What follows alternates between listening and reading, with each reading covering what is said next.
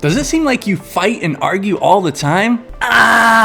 Maybe you can't get along with your spouse, your friends, your family, your coworkers, or even the people that work on your staff. Maybe you just can't get along with anyone. But why is that? Have you ever stopped to think about where do fights and arguments come from? Maybe you've been wondering why the people in your church just can't get along. Where do fights come from, and how can you stop them before they even start? Stick around to the end and find out.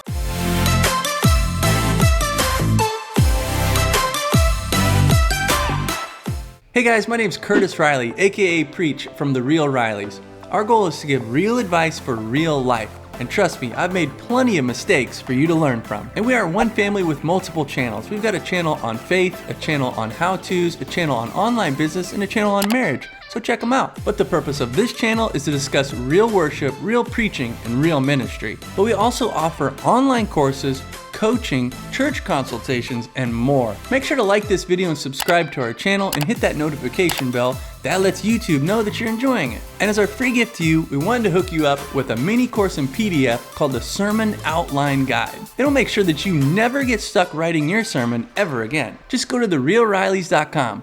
Now let's get into it. Now this video was originally made for our channel on marriage, but I've seen so many arguments and so much conflict within the church over the years that I thought this would be really helpful for you guys too. Conflict can be a huge problem, so the question is, how do we stop it, and where does it come from in the first place? In short, it comes from you and me. I like to think of it this way. The source of your squabbles is yourself. The book of James talks all about this, and it gives us 3 reasons why we fight. Number 1 is your appetite. In other words, you didn't get what you want. James chapter 4 says, where do fights come from? And it says, doesn't it come from the evil desires within you? You want what you don't have. Think about how many fights and arguments come from you not getting what you wanted. I want a pony. Or maybe you just don't get your way, or you find out that you were wrong about something all along. People don't want to do what you want to do. The plans didn't go the way that you planned them. Someone disagrees with you, or something doesn't happen when you wanted it to happen. How many of your fights and arguments come from you not getting what you wanted? The second thing that fights come from is your attachments. You want something that someone else has, and it's not fair. James chapter 4 verse 5 describes us as filled with envy. The people down the street have a nice car. They've got a nice home. It seems like they have a nice, happy family. Everyone thinks someone is smart. Everyone thinks someone is funny.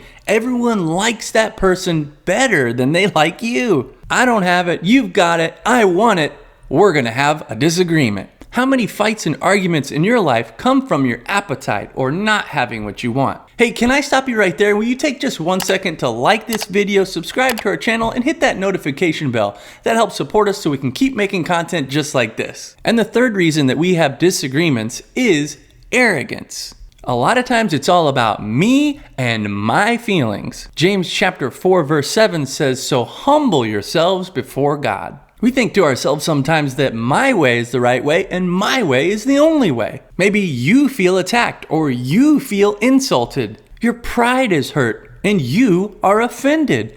How dare you? And as we all know, hurt people hurt people. So ask yourself, how many of the disagreements and arguments in your life come from your own arrogance? You not getting your way or having your feelings hurt? One of the best ways to grow your church is to grow in the area of preaching. So I want to encourage you to check out our online course called the Power Preaching Plan. I'll explain to you how to use the outline for any sermon and any message so that you never get stuck again. Plus, you'll be able to organize all your thoughts in a sermon that's clear and easy to understand. Just go to therealrileys.com. 1 Peter 3:11 says, search for peace and work to maintain it. So you might not want to hear this, but most of the time, the source of your squabbles is yourself. Now it's time to get real, and I want to ask you to humble yourself before God and go back and ask yourself, what role did you play in your last disagreement, argument, or conflict? And I want to encourage you to check out one of our online communities where you can be encouraged, ask questions, and your question might even be answered in the next live Q&A. Check out some of our other videos like how to never get stuck writing your sermon, or branch off and check out one of our other channels like how to study the Bible.